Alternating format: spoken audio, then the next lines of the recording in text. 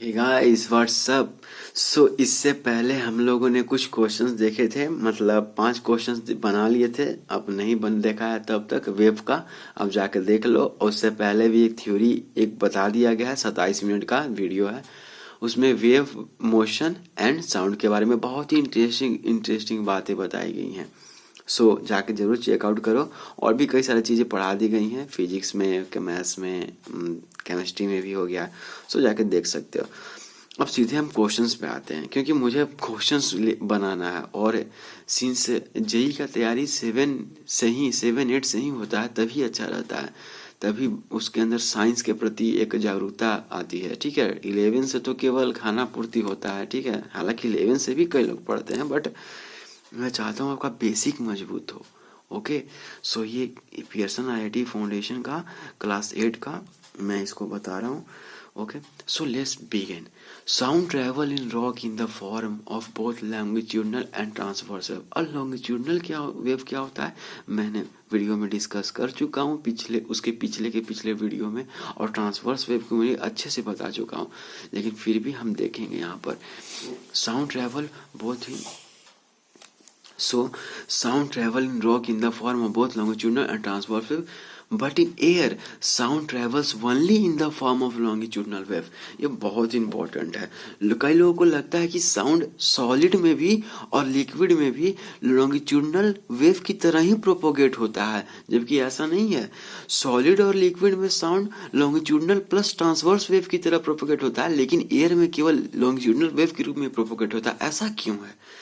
तो इसका सबसे सिंपल सॉल्यूशन यह है, क्योंकि लॉन्गिट्यूडनल वेव जो होते हैं बच्चे, लॉन्गिट्यूडनल वेव, मैं स्पेलिंग तो सही लिख रहा हूँ ना? हाँ, लॉन्गिट्यूडनल वेव होते हैं, वे ऐसे मीडियम में प्रोपोगेट होते हैं जो रेजिस्ट करते हैं किस बात को? चेंज इन वॉल्यूम को रेजिस्ट करते हैं। ठीक है, resist in change in volume, resist in change of volume. बताता हूँ इसका मतलब क्या होता है, resist in change of volume. Okay. और ट्रांसवर्स वेव कैसे मीडियम में प्रोपोगेट होते हैं या ट्रेवल करते हैं? ट्रांसवर्स सही है मीनिंग। ट्रांसवर्स वेव कैसे मीडियम में? जो resist in shape, resist in change of shape. ठीक है, तो ट्रांसवर्स वेव ऐसे मीडियम में ट्रेवल करने का ज़्यादा वेट करते हैं जो अपने शेप को बदलना नहीं चाहते हैं। और सिंस सॉलिड बहुत हार्ड होते हैं, ठीक है, सॉलिड के शेप को बदलना आसान नहीं है। उससे कम हार्ड कौन सा होता है? लिक्विड। लिक्विड के शेप को तो खैर जिस बर्तन में रखो उस बर्तन का आकार ले लेते हैं। लिक्विड में तो खैर उतना है, गैस की अपेक्षा लिक्विड में दिक्कत है, क्योंकि लिक्विड उतनी जल्दी से, गैस तो क्या है कि वो किसी भी, मतलब वो सबसे फ्री है। ठीक है, तो ये दो ऐसी चीजें हैं जो रेसिस्ट करती हैं अपने शेप को, वो अपने शेप नहीं बदलना चाहती हैं। तो ऐसे ऐसे ऐसे ऐसे पदार्थ में जो सॉलिड हैं और लिक्विड हैं, जो अपने शेप को बदलना नहीं चाहती हैं, उनमें ट्रांसवर्स वेव ज़्यादा ट्रैवल करते हैं। इनफैक्ट यहाँ लॉन्गिट्यूडनल भी इसलिए दिया गया है क्योंकि लिक्विड में ऐसा होता होगा। लिक्विड में लॉन्गिट्यूडनल प्लस ट्रांसवर्स दोनों करता है, लेकिन ट्रांसवर्स वेव का मेन इंपॉर्टेंस यही है। ये बस आप इतना लिख दोगे काम हो जाएगा, resist in change of shape. और लॉन्गिट्यूडनल किस में ट्रेवल करना पसंद करते हैं? जो अपने वॉल्यूम को चेंज होने में रेसिस्ट करते हैं, जो अपने वॉल्यूम चेंज नहीं होना देना चाहते हैं। ठीक है, तो ऐसा गैस में होता है, अपने वॉल्यूम को चेंज नहीं होने देते हैं, वे रेसिस्ट करते हैं वॉल्यूम को चेंज होना। आ रही बात समझ में? जो कम इनफैक्ट ऐसा क्यों होता है? क्योंकि लॉन्गिट्यूडनल वेव में कंप्रेशन और एयर फ्रैक्शन के तौर पे जो वाइब्रेशन है वो आगे प्रोपोगेट होता है, जबकि ट्रांसवर्स वेव में तो साइने कर्व बनता है, या कोई साइन भी बना सकते हो, जो भी करना है जिसमें वेवलेंथ ये सब आता है। ये दो चीज मैं आपको बताना चाहता था। मुझे भी जब भी कोई पूछे ना, ये थोड़ा सा अच्छा सवाल है, क्लास में डिस्कस किया जा सकता है। आ रही बात समझ में? ये चीज आगे इस बारे में और भी पढ़ना आप जरूर। ठीक है, ये कुछ अब द रेशियो ऑफ लाउडनेस, ये भी इंपॉर्टेंट क्वेश्चन है। मैं आपसे इससे पहले सवाल पूछना चाहता हूँ कि कोई भी साउंड का लाउडनेस किस पर डिपेंड होता है? क्या कोई मुझे बता सकता है कमेंट सेक्शन में? लाउडनेस किस पर डिपेंड करता है? पहला ऑप्शन एम्पलीट्यूड, मैं सब बता चुका हूँ एम्पलीट्यूड क्या होता है। दूसरा वेवलेंथ, ठीक है। तीसरा स्पीड और चौथा फ्रीक्वेंसी। मैं आपको 4 ऑप्शन दे रहा हूं। लाउडनेस ऑफ साउंड, किसी साउंड का लाउडनेस इन चारों में से किस पे डिपेंड करता है, या मतलब एक से ज्यादा पर भी क्या डिपेंड करता है इसमें से। तो गाइस, किसी भी साउंड का लाउडनेस जो डिपेंड करता है वो केवल एम्पलीट्यूड पर डिपेंड करता है। किसी भी साउंड का मैं ज्यादा तेज बोल रहा हूँ या मैं धीरे बोल रहा हूँ तो ये डिपेंड कर रहा है एम्पलीट्यूड पे। उस साउंड का जो एम्पलीट्यूड है जितना ज्यादा होगा, ठीक है, वो उतना ही ज्यादा तेज होगा। और साउंड का मान लो एम्पलीट्यूड छोटा है, ठीक है, एम्पलीट्यूड छोटा है तो उतना ही कम आवाज करेगा। वेवलेंथ पर डिपेंड नहीं करता लाउडनेस, ना ही स्पीड पर डिपेंड करता है लाउडनेस, ना ही फ्रीक्वेंसी पर। ध्यान देना, कई बार आपको घुमाने के लिए ये एमसीक्यू पूछा जा सकता है कि लाउडनेस किस पर डिपेंड करता है, तो हमेशा एम्पलीट्यूड लिखना। और क्या रिलेशन है, आपने कह तो दिया कि डिपेंड करता है, लेकिन रिलेशन क्या है, क्या डायरेक्टली प्रोपोर्शनल है या डायरेक्टली प्रोपोर्शनल टू एम्पलीट्यूड का स्क्वायर है, या डायरेक्टली प्रोपोर्शनल टू या इनवर्सली प्रोपोर्शनल है, या इनवर्सली प्रोपोर्शनल टू एम्पलीट्यूड का स्क्वायर है। तो गाइस हमेशा याद रखना कि जो लाउडनेस है, ठीक है, लाउडनेस क्या है, वो डायरेक्टली प्रोपोर्शनल टू एम्पलीट्यूड का स्क्वायर होता है। आ रही बात समझ में, ठीक है, ये चीज याद रखना। ये तो आगे भी बहुत काम देगा, 11 क्लास में भी बहुत काम देगा, 9 में तो देगा ही, 10 में भी। मैं जब पियर्सन का क्लास 9 का वेव के क्वेश्चंस बनाऊंगा तो क्या ही मजा आएगा। मतलब मुझे तो लग रहा है इसके बाद मैं वही करूँ, 9 का ही वेव बनाऊं, लेकिन अभी नहीं। So loudness is directly proportional to amplitude का स्क्वायर। सो मैंने एक क्वेश्चन तो यहाँ बनवा दिया, दूसरा मैं अभी एक ऐसे ही देख लेते हूँ, इसी पर है। The ratio of loudness of sound produced by two sources is 2:3। तो मान लो L1/L2 कितना दिया हुआ है, 2/3 दिया हुआ है। हम सोर्स 1 मान लिए, एक सोर्स 2 मान लिए। सोर्स 1 से जो लाउडनेस है वो L1 है और सोर्स 2 से जो लाउडनेस है वो L2 है। तो L1/L2 2/3 हो जाएगा। अब क्या पूछ रहा है, what is the ratio of amplitude of their vibration. Okay guys, so ratio क्या होगा, तो हमने पढ़ा था ना कि L1/L2 किसके बराबर हो जाएगा, A1/A2 का स्क्वायर हो जाएगा। आ रही बात समझ में, मैंने कहा था ना एम्पलीट्यूड का स्क्वायर। तो अब L1/L2 कितना दिया हुआ है, 2/3 कम दिया हुआ है, 2/3 इज इक्वल टू A1/A2 का और स्क्वायर दिया हुआ है।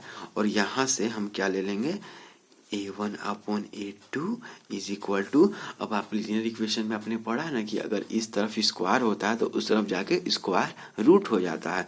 तो ये स्क्वायर रूट ऑफ 2/3 या फिर A1/A2 is equal to square root of 2/3।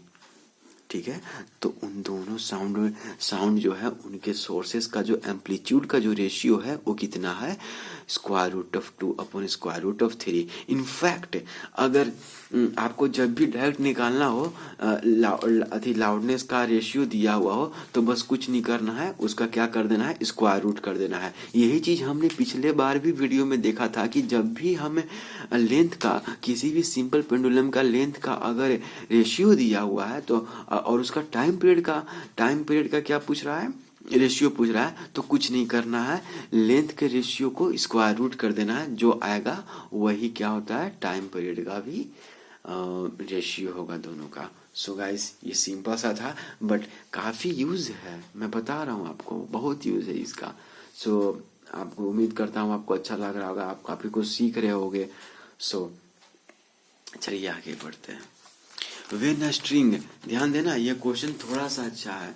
When string और थोड़ा सा लंबा भी है, तो मैं क्या सोचा, और मैं जैसा कि हमेशा बोलता हूँ जब भी मैं क्वेश्चन दूं प्लीज वीडियो को पॉज करो, खुद से अटेम्प्ट करो। मैं नहीं तो फिर मैं हजारों क्वेश्चन भी बनवा दूंगा, सब क्वेश्चन बनवा दूंगा, कुछ फायदा ना होगा।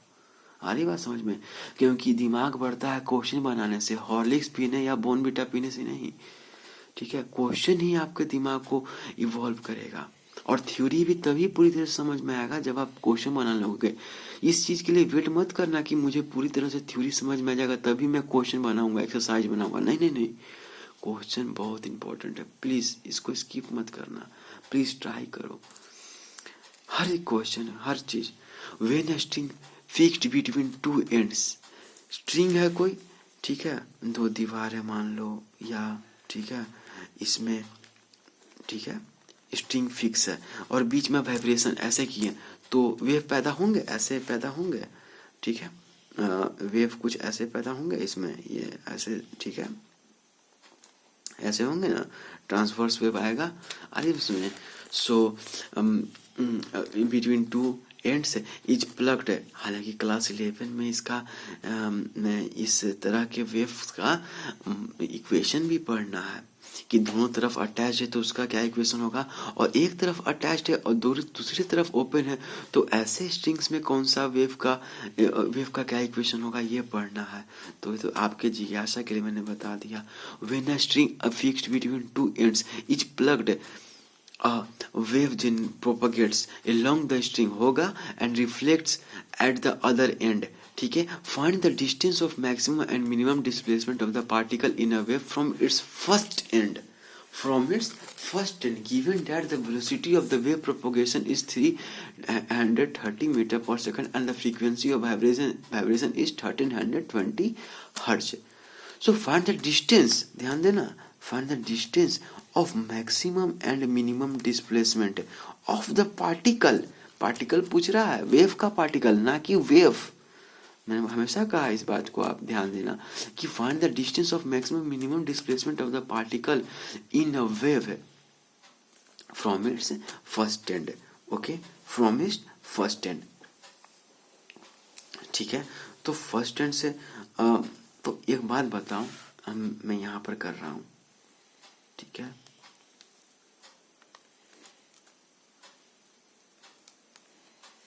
देखो तो यहां से मैं ऐसे इसका मीन पोजीशन का ये मीन लाइन होगा, ठीक है। अब देखो आप बताओ मुझे एक बात, कोई सा भी चुन लो आप, फर्स्ट एंड कर रहा है ना तो आप इसको चुन लो, ठीक है। अब जो मैक्सिमम डिस्प्लेसमेंट कौन सा पार्टिकल करेगा गाइस, ये वाला पार्टिकल करेगा, ठीक है, यही ना, क्योंकि यही तो एम्पलीट्यूड टोटल, इससे हर पार्टिकल, मैं इसको थोड़ा जूम इन करता हूं यहां पर, ठीक है, इस पार्ट को देखो तो, ठीक है, ये चीज, तो ये जो पार्टिकल होगा, मान लो ये पार्टिकल P1 है और यहाँ का जो पार्टिकल है P2 है, ठीक है, तो वेव तो प्रोपोगेट कर रहा है पर ये पार्टिकल क्या हो रहा है, परपेंडिकुलर। वेव अगर इधर जा रही है तो पार्टिकल कैसे प्रोपोगेट करिए, ट्रैवल करिए, इसके परपेंडिकुलर, यानी एक्स एक्सिस तो ये वाई एक्सिस। तो ये जो पार्टिकल है गाइस, ठीक है, ये जो पार्टिकल है इसका डिस्प्लेसमेंट क्या है, मैक्सिमम है, ये जो टॉप मोस्ट है, क्योंकि ये पूरे एम्पलीट्यूड, बाकी कोई भी पार्टिकल का डिस्प्लेसमेंट इसके बराबर नहीं है या इससे बड़ा नहीं है। देखो तो इस वाले पार्टिकल का है नहीं, ये वाला पार्टिकल नहीं, ये वाला पार्टिकल नहीं, ये वाला पार्टिकल नहीं, ये वाला पार्टिकल नहीं, ये वाला कोई भी पार्टिकल इससे बड़ा डिस्प्लेसमेंट नहीं कर रहा है।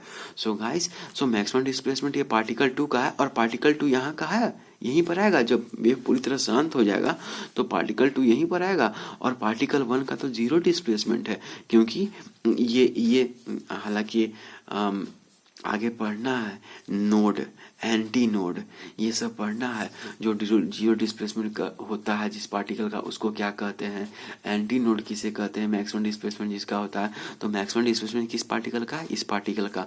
तो फर्स्ट एंड से पूछ रहा है, तो फर्स्ट एंड से जो दूरी है मिनिमम डिस्प्लेसमेंट करने वाले की, वो क्या है, जीरो है, क्योंकि P1 पार्टिकल ही तो जीरो डिस्प्लेसमेंट, मिनिमम डिस्प्लेसमेंट कर रहा है। मिनिमम डिस्प्लेसमेंट कितना, जीरो है, ये तो चल ही नहीं रहा है। आ रही बात समझ में। तो ये हमारा मिनिमम डिस्प्लेसमेंट कितना हो गया, जीरो। किस क्या हो गया, ये मिनिमम डिस्प्लेसमेंट का पार्टिकल की कहाँ से इसकी दूरी मैं ले रहा हूँ, फर्स्ट एंड से इसकी दूरी ले रहा हूँ। सो ये मिनिमम डिस्प्लेसमेंट वाला पार्टिकल की जो दूरी है, ठीक है, डिस्प्लेसमेंट, ठीक है। और मैक्सिमम डिस्प्लेसमेंट कौन सा पार्टिकल कर रहा है, ये कर रहा है। अब एक बात बताओ आप,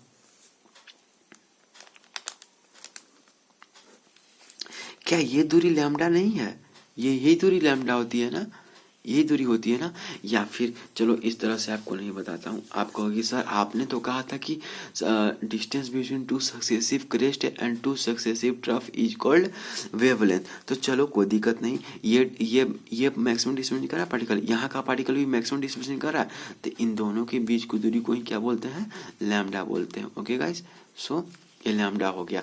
अब देखो क्या ये मुझे बताना, क्या ये 4 पार्ट्स में इक्वल डिवाइडेड नहीं है?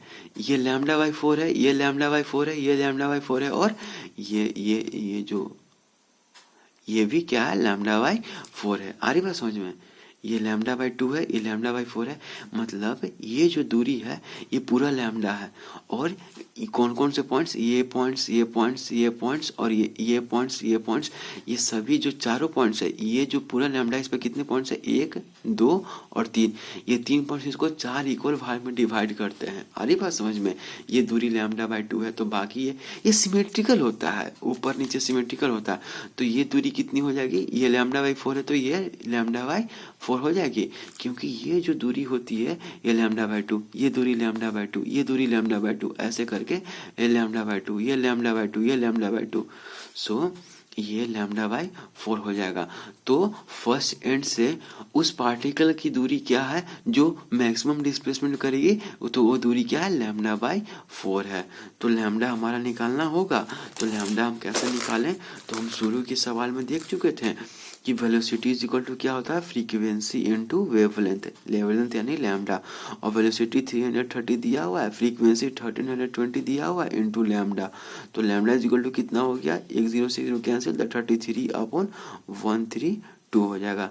ये लगभग आ जाएगा 11 अपॉन 3 चौके 12, 3 चौके 12 और 1 4, तो कितना आ जाएगा 1.4 इज इक्वल टू 0.25 मीटर आ जाएगा। लेकिन ये आंसर नहीं है, क्योंकि फर्स्ट एंड से उस पार्टिकल की दूरी जो मैक्सिमम डिस्प्लेसमेंट कर रही है, तो कितनी दूरी है, रिक्वायर्ड डिस्टेंस कितना है मैक्सिमम डिस्प्लेसमेंट के लिए, मिनिमम के लिए तो हम निकाल ही चुके हैं 0, क्योंकि वो नोड बनाएगा, वो तो डिस्प्लेस करेगा ही नहीं, बाकी सभी पार्टिकल्स वाइब्रेट करेंगे।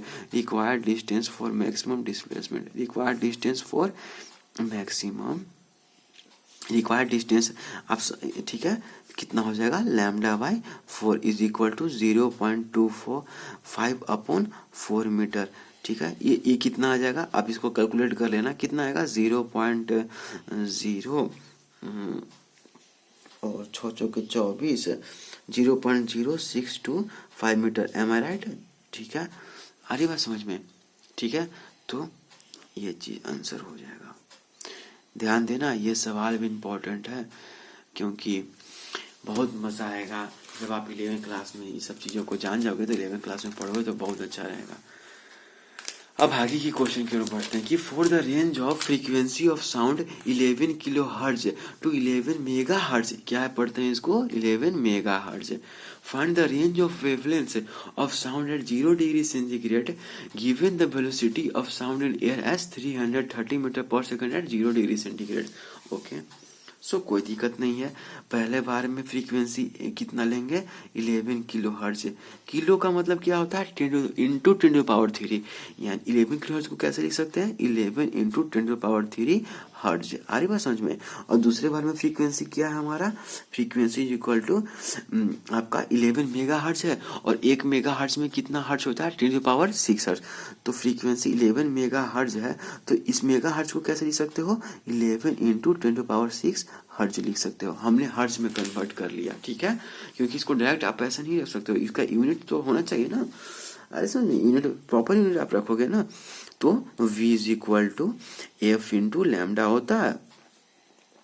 ठीक है, सो यहाँ से lambda is equal to v कितना आ जाएगा, 310 अपॉन 11 इंटू 10⁻3 आ जाएगा, तो 10 × 30, और 1 0 से 1 0 कैंसिल होगा, तो 10⁻2 हो जाएगा। आ रही है बात समझ में? सो आपका कितना हो जाएगा, lambda is equal to 3 into 10⁻⁻2 metre. ऐसा है कुछ, ऐसा ही कुछ होगा ना, ठीक है गाइस, ऐसा ही कुछ होना चाहिए मेरे ख्याल से।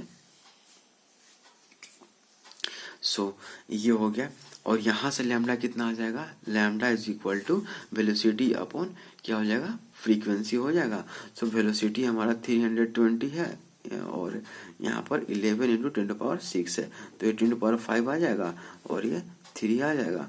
तो लैम्डा इज इक्वल टू कितना हो जाएगा, 3 इंटू 10⁻⁻5 हो जाएगा। आ रही बात समझ में? ठीक है, तो हमारा जब फ्रीक्वेंसी 11 किलोहर्ट्ज होगा तब वेवलेंथ कितना होगा, 3 इंटू 10⁻² मीटर। ठीक है, ये आंसर हो गया। और जब फ्रीक्वेंसी 11 मेगा हर्ट्ज होगा तब हमारा वेवलेंथ कितना होगा, 3 इंटू 10⁻⁵ मीटर। अब आप सोचोगे कि आंसर में तो ऐसे नहीं दिया हुआ है, हो सकता है आंसर दूसरा तरीका से दो, तो आंसर क्या दे सकता है, इसमें क्या करेगा, इसमें आप 3 इंटू 10⁻² में 10 मल्टीप्लाई कर लो और 10 क्या कर लो, डिवाइड कर लो। आ रही बात समझ में, कोई दिक्कत है इसमें, कोई दिक्कत नहीं है। तो यहाँ पर क्या हो जाएगा गाइस, यहाँ पर 3 इंटू 10 कितना हो जाएगा, 30, और अपॉन 10 है तो अपॉन 10 जब यहाँ 10⁻1 है ऊपर जाएगा तो 10⁻² -1 हो जाएगा, तो 30 इंटू 10⁻³ मीटर हो जाएगा। और 30 इसी को तो 10⁻³ मीटर को ही तो क्या पढ़ते हैं हम लोग, मिलीमीटर पढ़ते हैं। आ रही बात समझ में, तो ये 30 मिलीमीटर भी इसी को कहते हैं। ठीक है, इसी को, ये दोनों सेम चीज है। और इसको कन्वर्ट करेंगे तो 3 इंटू 10⁻⁵ इंटू 10 अपॉन 10 कर दें तो 3 इंटू 10 कितना हो जाएगा, 30, और 10⁻⁵ अपॉन 10 कितना हो जाएगा, 10⁻�6 हो जाएगा, इंटू 10⁻�6 मीटर, ये हो जाएगा। लेकिन इसी को क्या पढ़ते हैं, मैंने कहा था ना कि 1 माइक्रोमीटर में, अब इसको नोट ही कर लो, 1 माइक्रोमीटर में कितना मीटर होता है, 10⁻�6 मीटर होता है। आ रही बात समझ में, ठीक है। और क्या, 1 मिलीमीटर में 10⁻³ मीटर होता है। आ रही बात समझ में, दोनों नोट कर लो, हमेशा काम देगा, बहुत काम देगा। अब यहाँ पर हम ये 30 इंटू 10⁻�6 मीटर है, तो हम इसको लिख सकते हैं 30 माइक्रोमीटर लिख सकते हैं। आ रही समझ में, क्योंकि 10⁻�6 है, इसी को तो हम माइक्रो कहेंगे। ठीक है, ये म्यू को क्या कर रहे हैं, माइक्रो। ऐसा इसलिए लिखते हैं ताकि थोड़ा अच्छा लगे देखने में। ठीक है, मतलब ठीक है, दोनों सेम चीज है, ये और ये क्या है, दोनों सेम चीज है।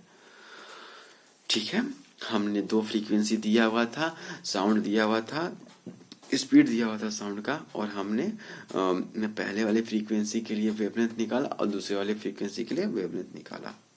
जो जब रेंज फ्रीक्वेंसी का 11 किलोहर्ट्ज टू 11 मेगाहर्ट्ज होगा तब वेवलेंथ का रेंज कहाँ से कहाँ तक होगा, 30 मिलीमीटर टू 30 माइक्रोमीटर। आ रही है बात समझ में। चलो आगे बढ़ते हैं, 22 मिनट तो हो गया है, लेकिन हम थोड़ा जल्दी आगे बढ़ते हैं।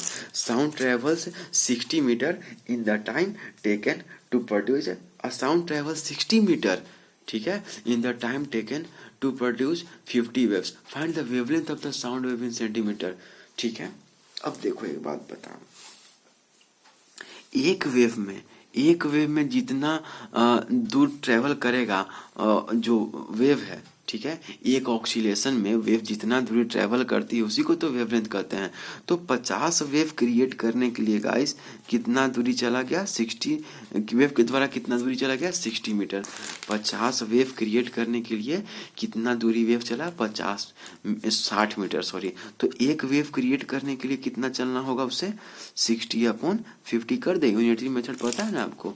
तो ये कितना हो जाएगा, 1.2 मीटर हो जाएगा।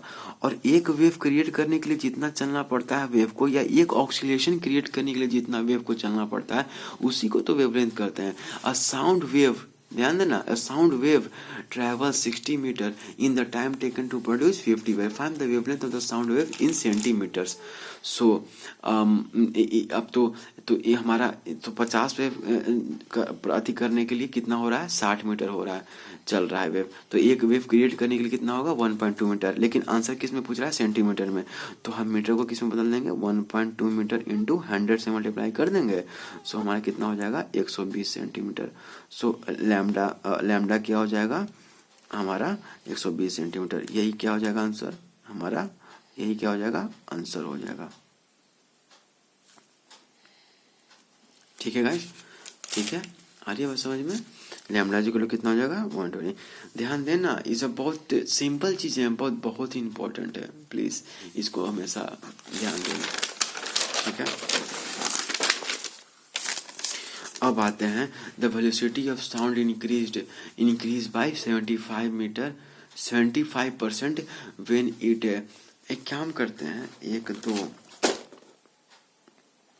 3। सो मैं इसको जल्दी बना देता हूँ। Velocity of sound increases by 75% when it enters a liquid from air. So liquid से एयर में जाएगा, लिक्विड से एयर में जाएगा तो वेलोसिटी ऑफ कोर्स इंक्रीज करेगा, क्योंकि लिक्विड में पार्टिकल्स जो होते हैं वे एयर के पार्टिकल्स में जितना, जैसे इंटरमोलिकुलर स्पेस जो होता है लिक्विड में वो कम होता है, जबकि एयर में इंटरमोलिकुलर स्पेस क्या होता है, पार्टिकल्स के बीच में ज्यादा होता है। तो रेजिस्टेंस यहाँ कम मिलेगा ना, साउंड एक वेव है और एयर में पार्टिकल्स दूर दूर हैं तो उन्हें कम रेजिस्टेंस का, कम बाधा का सामना करना पड़ेगा, इसलिए स्पीड क्या होगा, बढ़ जाएगा। ठीक है, ध्यान देना। लेकिन जब भी मीडियम चेंज होता है तो स्पीड में तो इंक्रीज डिक्रीज हो सकता है वेवलेंथ में, लेकिन फ्रीक्वेंसी क्या होता है, हमेशा सेम ही रहता है अधिकतर केस में। ओके, फ्रीक्वेंसी क्या होगा, अनचेंज्ड होगा। ओके गाइस, फ्रीक्वेंसी अनचेंज्ड होगा। तो लिक्विड से एयर में गया तो velocity of sound increases by 75% when it enters a liquid from air, when it enters a liquid. Okay, 1 minute, I am sorry. मैंने क्या कहा था, साउंड का स्पीड सबसे ज्यादा किस में होता है, सॉलिड में, उससे कम लिक्विड में और सबसे कम एयर में होता है। तो जब एयर से जब लिक्विड में जाएगी तो ऑफ कोर्स क्या होगा, वेलोसिटी बढ़ेगा ही बढ़ेगा। तो find the percentage increase in wavelength. तो देखो, तो 1 मिनट, तो सबसे पहले v1 स्पीड था, हम लोग v लिक्विड क्या करते हैं, वेलोसिटी इन लिक्विड कितना हो जाएगा, v of air plus v of air बटा 4, यही होगा ना। क्यों, क्योंकि 75% इंक्रीज हो गया, तो 1 मिनट, v इंटू 75 ऑफ 100 हो जाएगा। अरे समझ में, तो हमारा कितना हो जाएगा ये 1.75 वेलोसिटी ऑफ एयर हो जाएगा। ये भी वेलोसिटी ऑफ एयर ही है, ये क्या है, वेलोसिटी ऑफ एयर। मैं क्यों लिखा, 75% इंक्रीज कर गया तो पहले से तो कुछ वेलोसिटी हो गई प्लस 75% ऑफ एयर, ये इंक्रीज हुआ v इंटू 75/100। तो अब वेलोसिटी इन लिक्विड कितना हो जाएगा साउंड का, 1.75 times of velocity of sound in air. So अब हमारा इंक्रीज कितना हुआ है, इंक्रीज इन वेलोसिटी कितना हुआ है, इंक्रीज, तो हमारा कितना हुआ है 1.75 v of air minus v of air, क्योंकि हमारा फाइनल जो स्पीड है वो इतना है, इनिशियल स्पीड इतना है। सो ये कितना हो गया, 0.75 एयर हो गया। आ रही समझ में, आ रही बात समझ में, ठीक है गाइस। ये तो final percentage increase in wavelength, ठीक है। अब एक बात देखो, सो 1 मिनट, अब ध्यान देना, मैंने क्या कहा था पहले, velocity is equal to frequency into lambda. तो अब वेलोसिटी, ये चीज भी होगा, velocity of air is equal to frequency into lambda of air हो जाएगा, और velocity in liquid is equal to frequency into lambda of liquid हो जाएगा। अरे बात समझ में, ठीक है। फ्रीक्वेंसी अनचेंज रहेगा, फ्रीक्वेंसी दोनों मीडियम में सेम रहेगा। तो इक्वेशन 1 है, इक्वेशन 2 है, तो अगर 1/2 कर दो, डिवाइड कर दो, तो velocity of air upon velocity of liquid, मैं बार बार जो बोल रहा हूँ ना, वेलोसिटी ऑफ एयर, एयर का वेलोसिटी नहीं है बल्कि साउंड का वेलोसिटी किस में, एयर में है। Velocity of sound in liquid है, इसको पढ़ेंगे, इज इक्वल टू क्या हो जाएगा, lambda wavelength of sound in air upon wavelength of sound in liquid. क्या नहीं बन जाएगा ये। तो अब हम क्या करेंगे, सो अब वेलोसिटी ऑफ लिक्विड कितना है, 1.75 टाइम्स वेलोसिटी ऑफ एयर है, तो velocity of air upon 1.75 times velocity of sound in liquid is equal to 1.75 times velocity of sound in air. तो ये कैंसिल हो गया, तो ये कितना हो जाएगा, lambda of air upon lambda of liquid हो जाएगा। अरे बस समझ में, तो lambda of liquid, lambda of sound in liquid is equal to lambda of sound in air into 1.75। Okay, अब यहाँ पर जगह नहीं है तो मैं इधर बना देता हूँ, ठीक है। तो अब इंक्रीज इन वेवलेंथ कितना हो जाएगा, इंक्रीज इन कितना, क्या क्या हो जाएगा, इंक्रीज इन वेवलेंथ क्या हो जाएगा, इंक्रीज इन वेवलेंथ क्या हो जाएगा guys, lambda of liquid minus lambda of air. Lambda of liquid कितना है, 1.75 lambda times air minus lambda times air, तो कितना हो जाएगा 0.75 लैम्डा टाइम्स एयर हो जाएगा। यही ना इंक्रीज हुआ है, यही इंक्रीज हुआ है ना, आ रही बात समझ में। सो अब परसेंटेज इंक्रीज इन वेवलेंथ कितना हो जाएगा, परसेंटेज इंक्रीज इन वेवलेंथ कितना हो जाएगा। जब भी परसेंटेज इंक्रीज किसी भी चीज का निकालो ना, तो जितना चेंज हुआ, तो चेंज कितना हुआ 0.75 लैम्डा टाइम्स एयर। और जो पहले था, ठीक है, बाद वाला नहीं, तो पहले कितना था, पहले लैम्डा टाइम्स एयर था इंटू 100। सो कितना आ गया, 75% आ गया। वही आया, 75% इंक्रीज इन वेलोसिटी हुआ तो 75% इंक्रीज इन वेवलेंथ भी होगा, क्योंकि डायरेक्टली प्रोपोर्शनल होता है ना। फ्रीक्वेंसी तो अनचेंज रहता है जब भी साउंड एक मीडियम से दूसरे मीडियम में जाता है। हमने इसमें कुछ नहीं किया। सबसे पहले हमने क्या किया कि हमने वेलोसिटी ऑफ जो था, क्या बोलते हैं, सॉरी 1 मिनट। सो हमने velocity of air upon velocity of liquid equal to lambda of sound in air upon lambda of sound in liquid. अब वेलोसिटी ऑफ लिक्विड कितना होगा, 1.75 इंटू वेलोसिटी ऑफ एयर होगा, क्योंकि 75% इंक्रीज कर गया है। तो V air plus 75 upon 100 into V air, तो ये आ गया, ये वी एयर फिर कैंसिल हो गया, तो लैम्डा ऑफ लिक्विड बराबर 1.75 इंटू लैम्डा ऑफ एयर।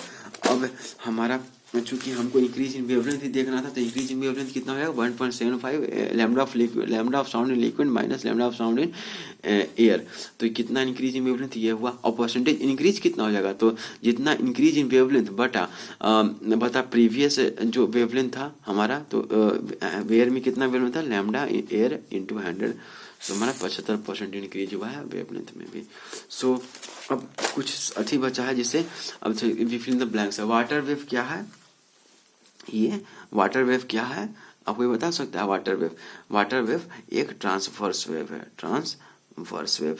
मैंने कहा था ना कि तालाब में, शांत तालाब में अगर पत्थर मारोगे तो वेव क्रिएट होता है, ऐसे होता है, ऐसे गोल गोल जाते रहता है। लेकिन ये गोल गोल कैसा है, ये ऐसे मोशन में जाता है। आ रही समझ में, आ रही बात समझ में, इस तरह से।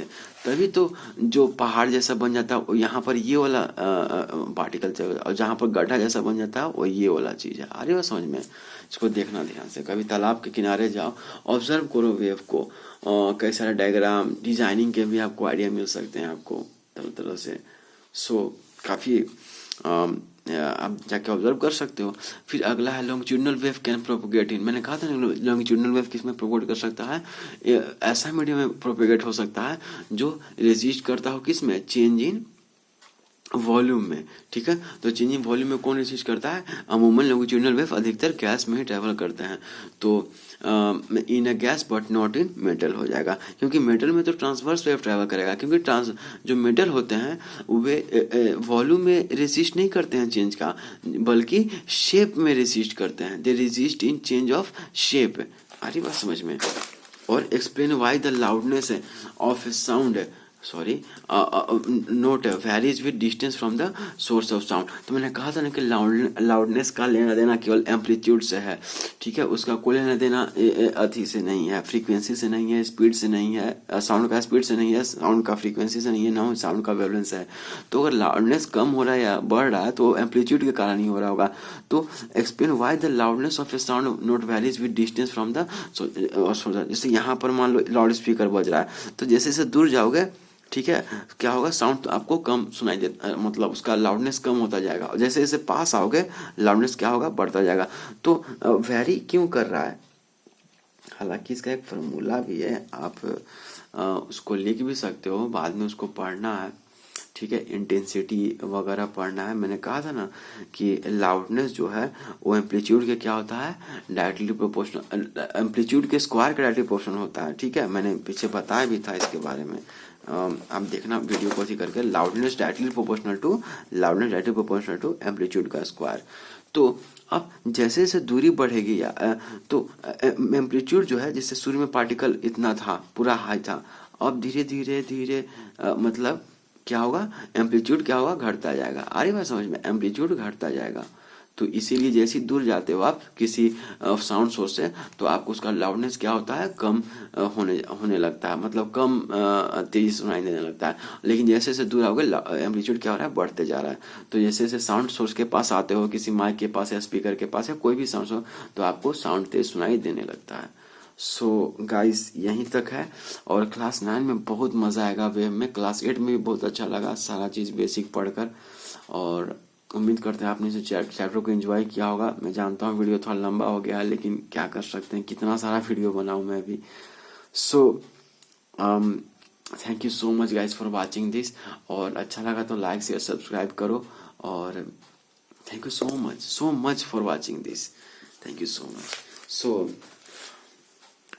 अब मिलते हैं अगले वीडियो में, और हम लोग अगले बार में क्या पढ़ेंगे, मैथ्स में इंडिसेस पढ़ेंगे। ओके, थर्ड चैप्टर है क्लास 8 का, पीएसएन आईआईटी फाउंडेशन का। सो thank you so much guys for watching this. Have a great day ahead.